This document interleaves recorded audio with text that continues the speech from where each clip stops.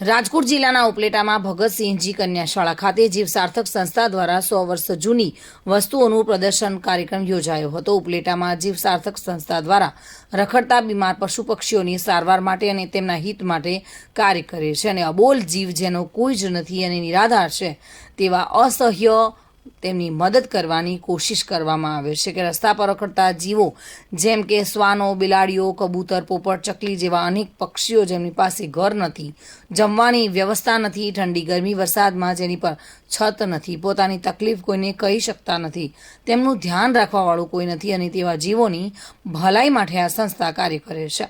અમુક સારવાર ઉપલેટામાં શક્ય નથી જેના કારણે પરિસ્થિતિ એવી થાય છે તેને પ્રાઇવેટ વાહન બાંધીને પણ જૂનાગઢ સારવાર માટે લઈ જવામાં આવે છે। આ સંસ્થાના લાભાર્થી ઘણીવાર સેવાના કાર્ય કરતા આવ્યા છે। જોકે તેના ભાગરૂપે તારીખ 25 અને 26ના રોજ આપણી વિરાસતને જીવંત રાખતી 100 વર્ષ જેટલી જૂની વસ્તુઓનું પ્રદર્શન ભગતસિંહજી કન્યા શાળામાં યોજાયું હતું અને આ પ્રદર્શનમાં અનેક સ્કૂલના વિદ્યાર્થીઓ તેમજ ગામના લોકો બહોળી સંખ્યામાં ઉપસ્થિત રહ્યા હતા તથા આ પ્રદર્શન નિહાળ્યું હતું અને શાળાના બાળકોને આ જૂની વસ્તુઓ વિશે માહિતગાર પણ કરવામાં આવ્યા હતા।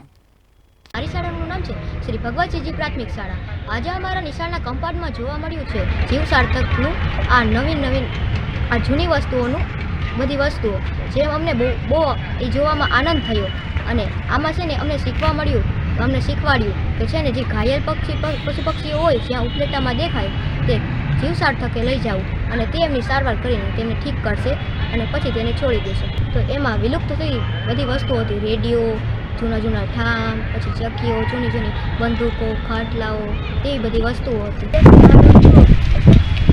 અને અમે આ શિક્ષકો સાથે જોડાયેલા હતા, એમાં અમને બહુ ખુશી થઈ અને કંઈ નવું જાણવા મળ્યું અને એમાં રેડિયો, ટેલિફોન, ચૂલો એવું બધું અમને જાણવા મળ્યું। અમારી શાળા ભગવતસિંહજીમાં આજે જીવ સાર્થક ફાઉન્ડેશન અને એની ટીમ દ્વારા એક જૂના જમાનાના સાધનોનું એનું એક્ઝિબિશન રાખેલું હતું જે અમે અમારી શાળાના બાળકોને જોવા માટે લઈ આવ્યા હતા અને બાળકોને એ બધી વસ્તુઓ જોઈ અને ખૂબ આનંદ આવ્યો અને અમુક વસ્તુઓ એવી છે કે જે લુપ્ત થતી જાય છે, જે બાળકોએ તો જોઈ પણ નહીં હોય, એ બધી વસ્તુઓ છે એ લોકોને જોવા મળી, એ કેવી રીતે કામ કરે છે, કેવી રીતે બને છે, એ બધું બાળકોને જાણવા જોવા મળ્યું છે।